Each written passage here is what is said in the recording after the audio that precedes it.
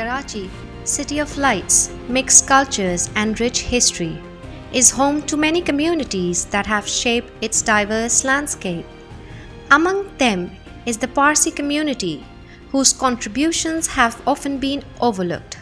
Today, we embark on a journey to rediscover the stories of the hidden heritage of Karachi.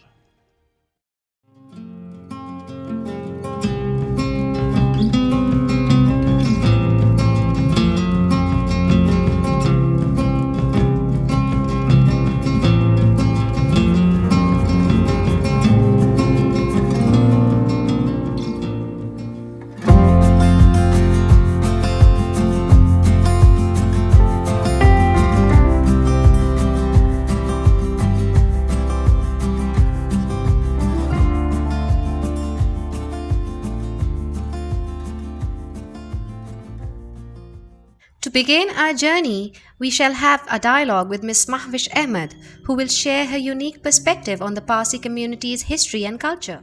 My name is Mahwish Ahmed, and I've been an ex-student at the Parsi Girls Secondary School. So that goes 10 years with them, and then recently I've left employment there last year after having worked 9 years with them.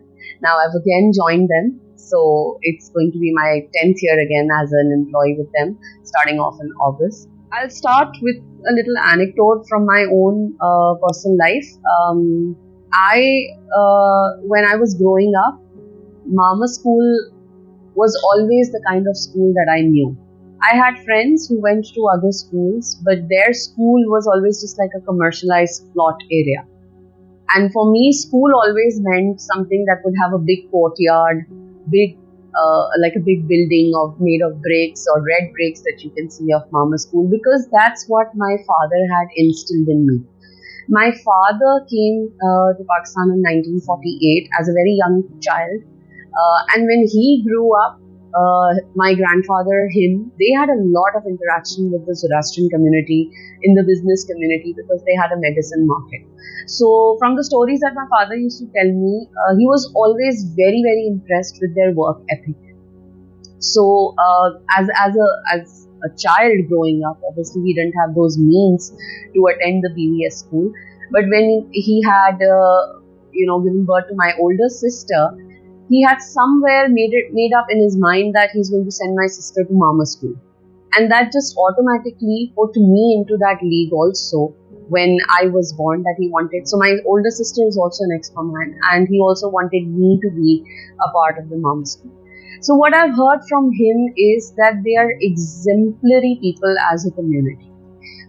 Yes, at first glance, they might seem orthodox, they might seem, not very modern, they might seem very like a closed group of people, but that's just what makes them unique. They might not seem very modern, but they're very fast forward in their thinking, much better than what we've seen other communities do. So if we pick up history, the first mayor of Karachi was Jamshed Nasirwanji from 1933 to 1934. Our oldest buildings around Karachi, if you go around, starting from the Parsi hospital, the BVS school, the Parsi school, the Parsi colony, these are all areas, these are all architecture, infrastructure contributions made by Parsis very well before partition. And after partition also, there was generous amount of philanthropic gestures done by the community. Currently, I am doing MPhil, so more than once we've had this discussion in class that if you want to change the face of Karachi, you hand it over to two communities who's not going to ask a single penny of you, but you just give them authority. Those two communities are Zoroastrians and Mehernaz. They have always been known for their philanthropic ways. They've always had, I think, sufficient resources to back their very philanthropic and very sustainable ideas. Today also we see like Mr. Avari leading one of the Avari enterprises in the Beach Luxury Hotel. They're within the business community. So they do face challenges in the sense, because specifically talking about Karachi, we have a lot of you can say influence of the Mehman community in the business sector. That's where most of the Parsis might face challenged in order to prove themselves, not otherwise. Because since as far as I know, they've been very respectable amongst all communities. They've never been known for their anti-Muslim or anti-Hindu or anti-Christian slogans or anything. They've been a very peaceful community.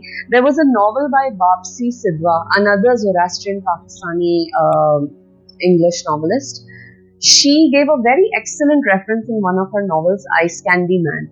She talks about the fact that when these Zoroastrians they became part of Pakistan after partition, and the governors of Punjab and Sindh, they had their reservations about making these Zoroastrians a part of Pakistan as a non-Muslim community, a well-resourceful, well-influential, cream de la cream community.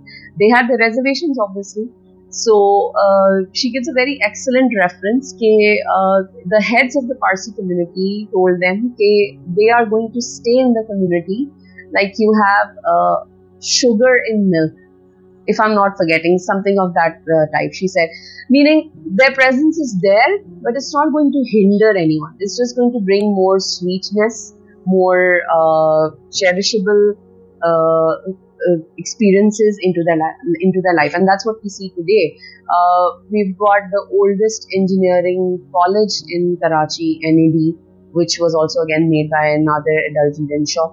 So this just goes to say that their presence in Karachi specifically has only given and contributed to the society, other than making any issues for us around. I would start, in my experience, with the Parsi school, having served for 105-6 years now. It goes without saying that they have schooled so many girls. They've groomed them, they've taught them disciplines, and they've taught them the values of life and how to go. And these things stay with you in the long run. As a student, I understand what might have been a very orthodox brought up, what might have been a very strict disciplinary setup that we might not find in schools today.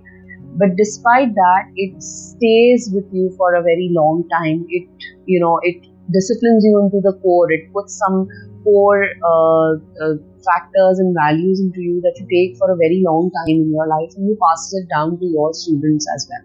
Our government has sadly disappointed us in that regard, because it goes without saying again that the community that gave us so much to cherish and is still contributing to Karachi, its infrastructure, its society, its student force. Despite all that, we see that the government, in my opinion, has not really been able to do anything.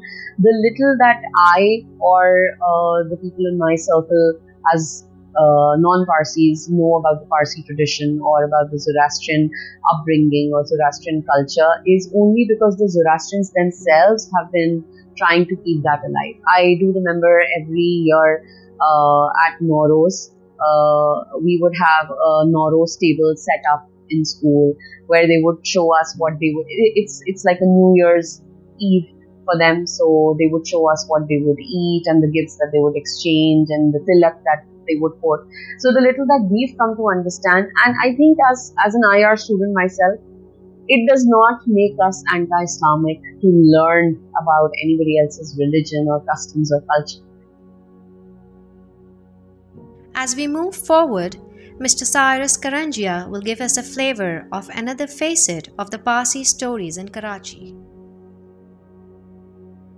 Hi, my name is Cyrus Karanjia. I work as an art director in the field of media, and I started off my career 5 years ago as an art director, and before that I was a graphic designer, and now I've been doing art direction for like commercials, fashion films and feature films as well. Being a Parsi is actually a term which got generated later on by us, but I actually don't go by it. I actually go more by the term of Zoroastrianism, which is the true word. So, given the culture is a very different culture, and we had to go through like various phases of like its changes in itself as well. When we were practicing it in Iran, we had different ideologies and different cultural beliefs. When we came to India, it got a little bit of doctored and changed because of the stories which we said that we are part of the country. We're not here to migrate or like take over the world. Everyone believes that we are fire worshippers, which is not the proper doctored term. So we believe in one God, which is the Ahura Mazda, and we have a one prophet as well, which is the Asher Zarathustra. One common thing which everyone is like intrigued is like right now I'm not wearing it, is the necklace which we wear, and we have this symbol of Ravashi, which is the Ashokarover symbol which we wear on our necks. That like intrigues everyone, and whenever we have that, people keep on asking, what is it, why you're wearing it. Like I remember like when I started wearing it, people would come to me and say, oh, why are you wearing an eagle? And I was like, no, this is not an eagle, this is Ashokarover, this is Farover. Then I had to explain them what it means of and everything. So that's the fun part. Other than that, the misconceptions people which have like that, when we die, we have like, these are like various terms and like various bizarre things which we have heard of. So वो थोड़ा off लगता है, but yeah, in the end we do like get used to the fact, and we try to explain it to them, and we tell them the right things. So yeah, and other than that, one thing which a lot of people don't know is that we also have prayers of like 5 times prayers, which is very much similar to how the Muslim prayers timings are. One of the reasons which like Zoroastrians are moving out, as like any country people are doing, is that they are moving out for their betterment, for their future. Like they feel like that country is promising more promises to them and like more favor to them in the future for them or for the kids. So that is the main purpose. And the another main purpose of the decline of the Zoroastrians is that we don't have outer caste marriages. We only have like within the circle, and there is no conversion in our religion. That is why, because when people are marrying within the culture only, and then that is why it's not like populating, because outside marriages are not allowed. So that is one of the case. Maybe self of identity, when it comes, I think we already have gone to a transition of changing our self of identity when we like migrated from Iran to India, and then independence happened. So like people like got further distributed into India and Pakistan and traditions. I think so. Self of identity are maybe greater parents, and they might have gone through it, but us, we know who we are and what we have been taught by ourselves. So I don't think like that I have ever felt of it that I need to change, or I need to like not like I need to hide stuff. I have never felt like that. Like on a very serious note, like when I was starting my career and I had to go to Liari once, and I very proudly wear my necklace of the Farover and Asher Zarathustra. So right now I'm wearing my prophet's necklace on me. So I used to wear those, and when I was going, so people were like, hide it. And I'm like, why should I hide it? I'm going to keep it up there. I don't care whoever comes and asks, if they'll come, I'll answer it. So I don't ever felt like that I had to go through this way. Maybe the way that how I saw the world growing up was a little safe and still secured. Right now, yes, there are certain times that we do feel that, oh, okay, we might need to change our name while speaking of like, whenever like certain times, but I do it to avoid those conflicts and like conversations. Like when I go onto like Kareem or Uber, they hear my name and they're like, oh, so aap kya Christian ho? That's the first people's thought when they hear my name. And I'm like, no, I'm Zoroastrian. And then they like start me. So I know for a fact that, oh, okay, that person has asked me your name. I'm like, nahi, mere dost ne mera kara ke diya. Mera naam to Ahmed Usman something, because I just don't want to have that conversation. I'm having a bad day. So those are the days I like play around with it. But yeah, other than that, I'm very proud and I'm very happy to be part of this culture.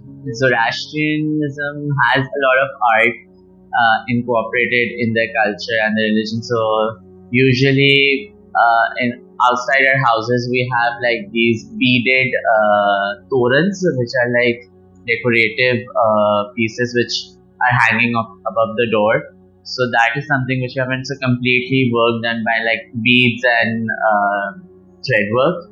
And then we very much have like the embroidered garas and saris, which are Parsi women wear. So, and that is, I think it's more there in the Indian side, the India side of the art, because there are more Parsis also over there, there are more Zoroastrians also over there. Growing up, I don't feel like that we didn't have that too many like people in the field of arts. Not that I can recall very well. But yes, there's always been the fact that our parents have been supportive to like, pursue whatever you feel like doing. Like they pursued us to do like educations, dramas, everything, whatever like our schools would allow us to do. And I think the only artist who I remember and recall for a good amount of time was Jimmy Engineer, the painter, who is a Pakistani famous artist as well.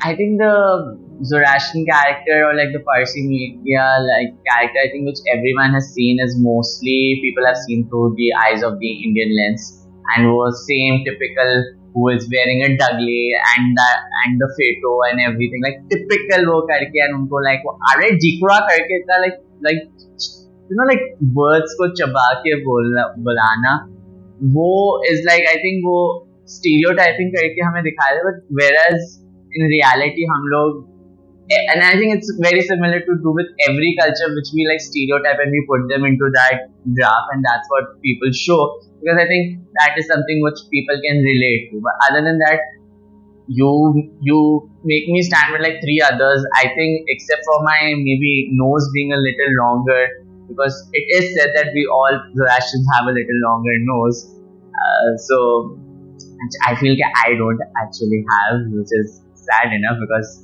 मैं mix हो जाता हूँ until I don't open my mouth and I start speaking Urdu. I think nobody would know that I am a Zoroastrian or what.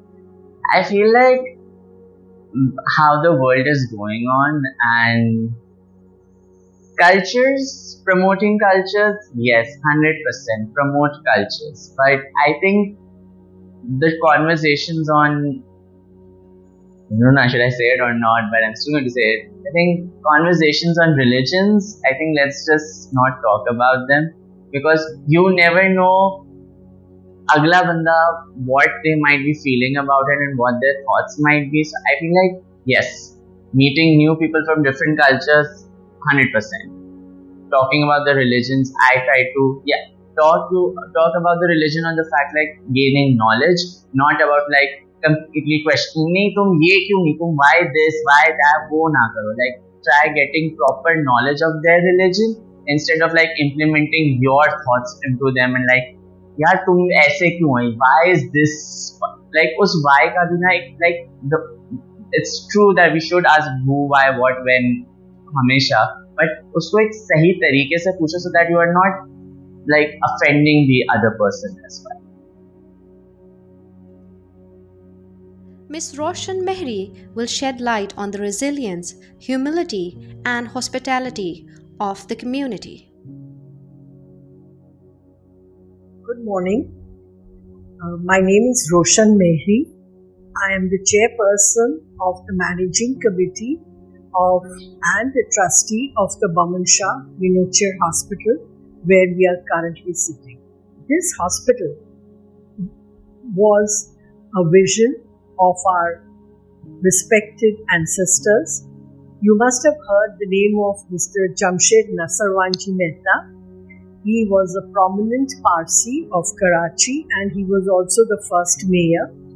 So at that time, Mr. Jamshed Nasarwanji Mehta, along with our high priest, Dr. Dhala, and Bharucha Miniature Homji, and Sir Kavasti Katra, and another individual, Mr. Spencer.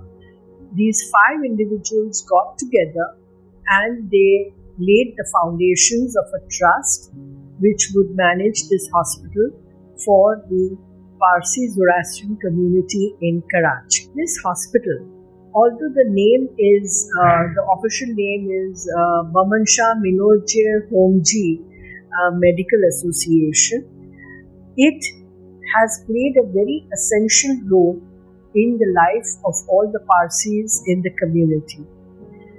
This is the only Parsi general hospital for the community in Karachi, and in the earlier days it was providing excellent and all services in respect of medical and other facilities. We had a full-fledged operation theatre, we had the OPD, we had general wards, private wards, and as it was also for the general welfare of the community, those folks who could not afford the medical expenses were also provided relief. So it was a kind of a very critical and important part of the community. See, at the time of partition, which is 1947, the Parsi community was one of the most well organized, and they were well to do, and they had actually set up the Karachi, the modern Karachi. Mr. Jamshed Nasarwanji Mehta, who was the first mayor, he made sure that all the roads were clean and washed on a daily basis. The buildings were fine. So from that time onwards, if you look at most of the roads, most of the old buildings and important, say, educational institutions, hospitals, I'll name a few. For example, the Mama Parsi Girls School, the BVS Boys School, the NED University, the Spencer Eye Hospital, to name just a few. These were all set up by Parsis, and they are still functioning very well to this day. We also have our Karachi Parsi Institute grounds, which is used for functions and for cricket matches. In fact, Hanif Muhammad, his first century which he played was on the grounds of the Karachi Parsi Institute. So the history of Karachi has a lot of contribution by the Parsis. Parsis are known for their charitable work. Right from the very beginning, there has been a lot of focus on charity. In fact, our religion also says that we've got to look after our brothers, our community, and address all their grievances.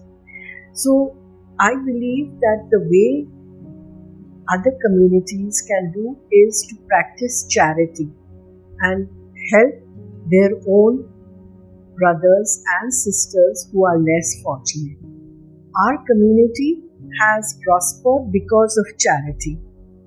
Our community ensures that those who are poor or who cannot afford to look after their own self, the community members who are more well off or who have the resources, make it a point to help the ones who are not that fortunate. Now, because Parsis have from childhood been given training to do charity and to help, they are non-violent. We don't believe in violence. We don't believe in having arguments. We believe in doing good. The basic principles of our religion is good thoughts, good words, and good deeds. So with that, we try to help everybody, and we do good deeds because we know that that's the only thing that will give happiness to us. Another saying is, God gives happiness to you if you give happiness to others. So we believe in that, and if Parsis are made to govern Karachi, we will make sure that we can give happiness to the people of Karachi. There have been several very major changes. In fact, there has been a constant migration of the community from Karachi to Western countries like to the UK, to the US and Australia. These migrations definitely started sometimes in the 1980s because, as I mentioned earlier, at partition time, the majority of the population was living in Karachi, and we had a very thriving population of almost 8 to 10,000. But right now, we are only left with 800 people. So in total Karachi, we are 800. But we may be small in numbers, but our contribution towards the economy, towards the well-being, and in those days was tremendous. Basic thing is we are all human beings, right? One should not think in terms of community. One should think that we are all creatures of the same God, and there should be tolerance and love for all. There is no place for hate in this world. By hatred, you are not doing anything good. You have to love each other and try to give a better life to the other person. Some people are only focused on collecting wealth, but they don't remember that all of us have got to die one day, right? Nobody is going to live forever. We all have to die. Some go earlier, some go later, but they don't take their wealth with them. You know, so many times we read in our prayer books, in your prayer books, in our prayer books, that this is all worldly material things.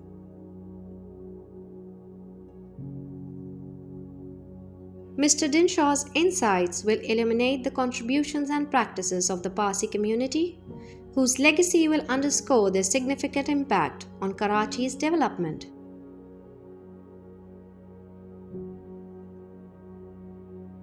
My name is Dinshaw and I was named after my grandfather. We are a family initially of my brother Xerxes, my sister Zina and I, the three of us. We all three have been educated in Karachi. We've been born here, been educated here. We were married here. Before marriage, we had a Naujot ceremony. Naujot ceremony is the religious introduction into the Parsi religion of Zoroastrian boys and girls.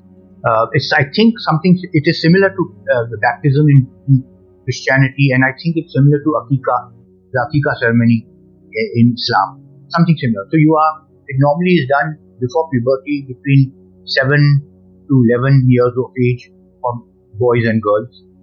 Then what happens is basically with that ceremony, before that ceremony, all the sins and all the good or bad which is done by that boy or girl is on the parents, and after that, all the religious responsibility comes on the child. Then there's the wedding ceremony, which is also held under Parsi or Zoroastrian rites.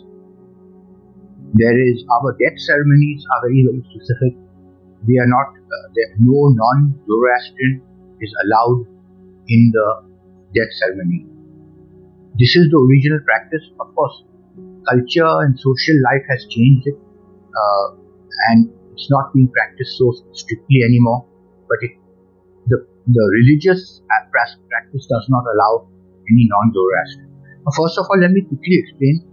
The religion is Zoroastrian. Our prophet was Zarathustra. We initially came from what is now Iran, and at that time was called Persia. The religion is, no one knows for sure, but is anywhere between 7,500 to 8,500.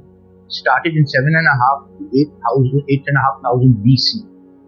So you're talking about 10,000 years from now. Before, it was the first monotheistic religion. The religion also has 5 times prayers, but I don't do it. But our priests, they do it. We have, when we talk about priests, we have 2 fire temples in Karachi, and they are, and our priests tend to that, and they run the prayers 5 times in 24 hours. We have one tower of silence. It's called a dakma.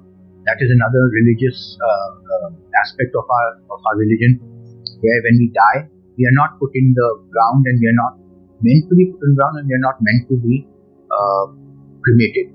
So we are put in this tower of silence. It's open to the sky, and the body sits on just simple marble or cement slats, and it erodes within a couple of days.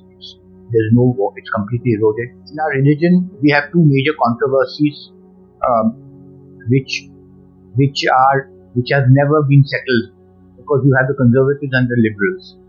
Controversies, one is the eating of beef, and one is intermarriage or marrying outside the community.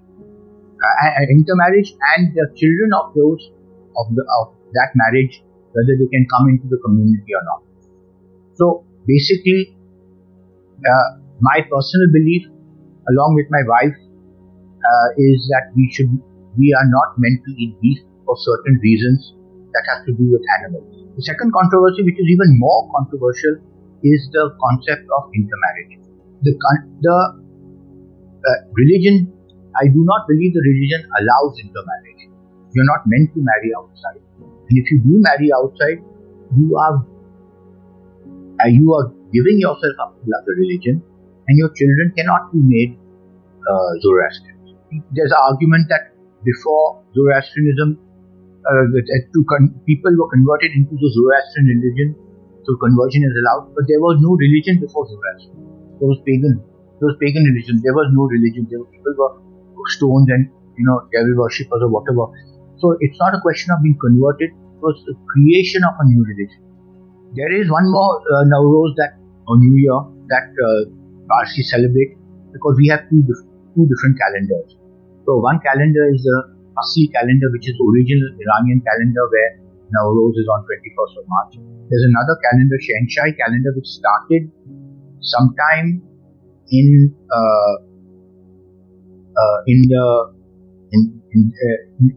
this AD century, when I don't know exactly, but by the Iranian king. So that started separately. So there's two calendars, therefore there are two different Nowruzes, and we celebrate everything. We'll celebrate Nowruz, we'll celebrate Eid, we'll celebrate Christmas, we'll celebrate everything. Parsis from India who migrated here, they have helped develop Karachi as a city. Now, values of the religion or values of the community which I uphold, I genuinely believe cleanliness, number one, that we should pray. We may not know why we are praying, we may not know what we are praying, but we are meant to pray. We are meant to pray. So I believe we should be praying. I believe if you have a choice between doing something conservatively or liberally as far as the religion is concerned, then we should choose conservatively, for the simple reason because we don't know the background, we don't know the history. So why do something just because it's the in thing? Is the 21st century? Another thing that I believe is that we should be truthful, and honesty, that's a very important aspect of the religion. My grandfather started the business, and while my grandfather was alive, we had the Avari Towers and Avari Lahore hotels and beach luxury. But it was my father, the late Behram Avari, who actually expanded the group to what we are today. And we have now got beach luxury and Avari Towers in Karachi. And these are only because of him. That's why I mention it. In Lahore, we have the Avari Lahore Hotel and the Avari Express Gulberg at Main Boulevard in Lahore, Gulberg. We have the Avari Express Islamabad. We have Avari Boutique in Multan and Avari Express Hotel in Multan. We started the Avari Express in Gilgit, and now we started the Avari Express in Skardu, which is hardly a month old. Next month we'll start Avari Express in Gujranwala, and next year Avari Express in Gurman. So we truly as a family are who we are because of my grandfather and my father. His contribution was there to sports, as I said, on a national level. On a local level, he was the chairman of the Karachi Parsi and Women Trust Fund. He was a social head, not the religious head, to look after the assets of the community. He was the longest serving chairman in Karachi. The Parsis have got 150 plus year 2 schools in Karachi. One is the Mama Parsi Girls High School, one is the BVS Boys High School. It's not high school, but BVS Boys School. Both at the time of partition, they were both the trustees of both the schools were approached by Quaid-e-Azam to say for a temporary. It used to be restricted to Zoroastrians only. This is what used to be the case.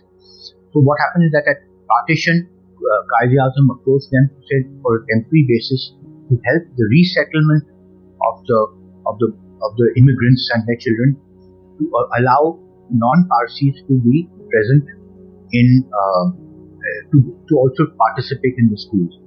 So the trustees of both the schools took unanimous decision, and they opened the schools out on a permanent basis, not temporary, on a permanent basis to non-Parsi work. See, first of all, there are very few Parsi youth left in Karachi. Because of economic opportunities, they have all migrated, majority have migrated out of Pakistan. But if they were here, what I would tell them, and what I would specifically tell other communities, whether the majority of the minority communities of Karachi and Pakistan, would be to serve the country. I genuinely believe serve the country. We are all here, we are all suffering from lack of water or electricity. We can all complain as much as we want because we have the right to complain because we live here. But that doesn't stop us from contributing in our own ways to the city and to the community. One legacy I want to make sure that I leave behind is that we don't dilute the work and the efforts that my grandfather and my father had done. And we uphold the Avari name because that is the most important to us, to maintain the Avari name and to uphold that. We want to grow in the country and we want to contribute to the country's growth also. One advice I would give youngsters of today would be to work diligently and honestly. Unfortunately, our society is not working honestly. Whether it is morals, it is truth, it is in any aspect, we should work honestly towards the benefit of our family and our community and our country. Another prominent member of the Zoroastrian community of Karachi, Mrs. Pouruchisty Sidhwa, shares the spirit and cultural richness of the Parsis of this city. My name is Pouruchisty Sidhwa. I am a proud Zoroastrian Parsi of the Karachi community. I am primarily a mother, a wife, and a daughter first. And of course, professionally, I work for Telenor Bank, Easy Pesa.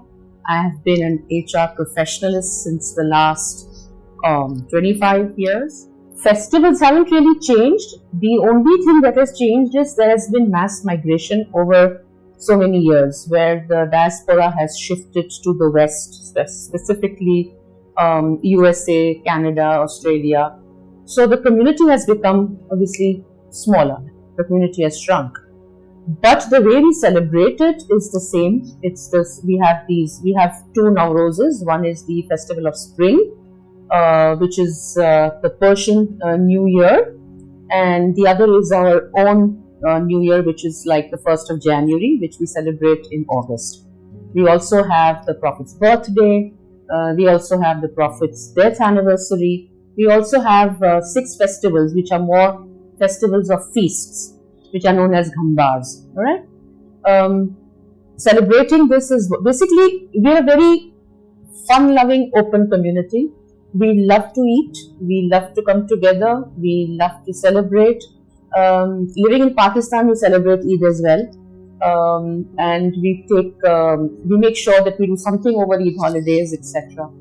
Alright, so for me, diversity and inclusion did not come as a surprise or something that I had to do in the workplace, because as a community, we have always encouraged diversity. We've always included both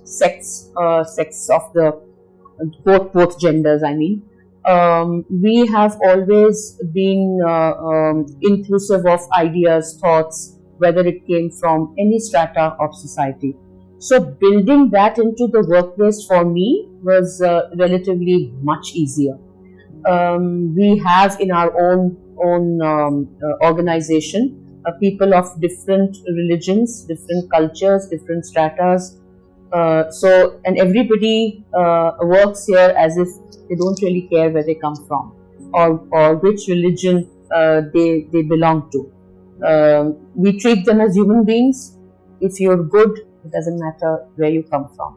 I have been blessed. I've never faced any challenge being a Parsi in a workplace. In fact, because of the way I was brought up, because of the way I performed, because of the way I behaved, and because of the behaviors that are imbibed, I have always been given the upper edge. Like it was always preferred And whenever I said I was a Parsi, so everybody said, "Oh, right." And it was always given, I was always given that extra mileage because of my identity. The declining population is attributed because we're not really having too many children. I think an average Parsi household has 2 children probably, and maybe less. Also, we do not convert. We don't accept conversions. The culture has been largely patriarchal, where the male partner, if he marries a non-Zoroastrian woman, gets to retain the religion, gets to have his children's initiation, which is the Navjot of his children, done by the priests, and the priests also allow it. So that has been done over decades now. Okay, so that has contributed towards the decline in the Parsi population. The Zoroastrian community has had a huge contribution when Pakistan was made. We were an educated community at that point as well, and we were well into business. So our businesses thrived. We were into stevedoring, we were into shipbreaking, various businesses. We were into hoteliering. We had the Chief Justice was a Parsi. First Mayor was a Parsi. So our contributions towards Pakistan have been a large part of where we are and what we are today as well. If my message is just to the Parsi youth, then the message would be retain your identity, your heritage. Yes, mix it with modernity, because this is the 21st century. We are moving into a very, very different world today. So you cannot be dogmatic. You cannot be following your old principles, etc., which we understand. But don't forget who you are. Don't forget your language. Don't forget your roots. Take the tradition with you. Mix it with modernity to make sure that you remain relevant. Educate yourself very well. Make sure that you become independent. Make sure that you have a career of your own. And a career doesn't really have to be a corporate career. It can be any sort of career, anything that you do which would make you economically independent. Mama Parsi Girls' School and BVS Parsi Boys' School are one of the epitome of the academic excellence in Karachi. Ms. Bharucha, who is the principal of BVS Parsi School, shares insight on the rich, significant, and educational contribution of this esteemed institution. BVS has always been, inclusive. It contributes a lot towards its own heritage. We celebrate the Parsi Nowruz also when it is celebrated on the 21st of March. So we celebrate it here in school by laying out the Nowruz table and setting all the harp scene, that is the thing starting with S on it. We do have religion, Parsi religion in our school, and we teach the children Parsi religion. Over the years, BBS has expanded its curriculum and we introduced the Cambridge Board also, and it has invested a lot in modern facilities, which includes science labs, libraries, and sports facilities.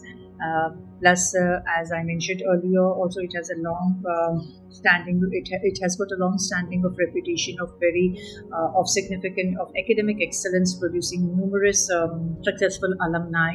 Basically, what I would want to say is BBS believes in holistic education that is focusing on character building, ethical values, a sense of responsibility alongside with academic excellence.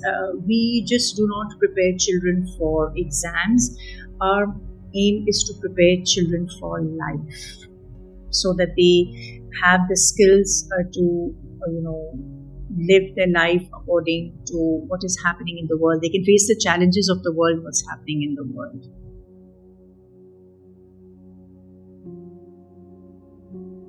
As we move forward, let us remember and appreciate the Parsis of Karachi not just as historical figures but as living pillars of a legacy that continues to enrich our world. Their story is not just a chapter in the past, but an ongoing narrative that deserves recognition and respect. To close this documentary, we present a message from Ms. Dilnaz Avari, a distinguished philanthropist. Until next time, let's continue to uncover and celebrate the untold stories that shape our world. So, the concept of looking after or philanthropy really, I would say, is rooted in our religion. Our religion doesn't have many complicated rules and rituals. It's really very simple. There are three things that we must always be mindful for, and that is good thoughts, good words, and good deeds. That is really the sole focus of the way we act, the way we behave, and that inculcates in us a sense of ethics and honesty and giving back. And I think that this basis of our religion, what we call humata hukta huvarashta, good thoughts, good words, good deeds, that indeed is the foundation on which everything that a community builds stands on.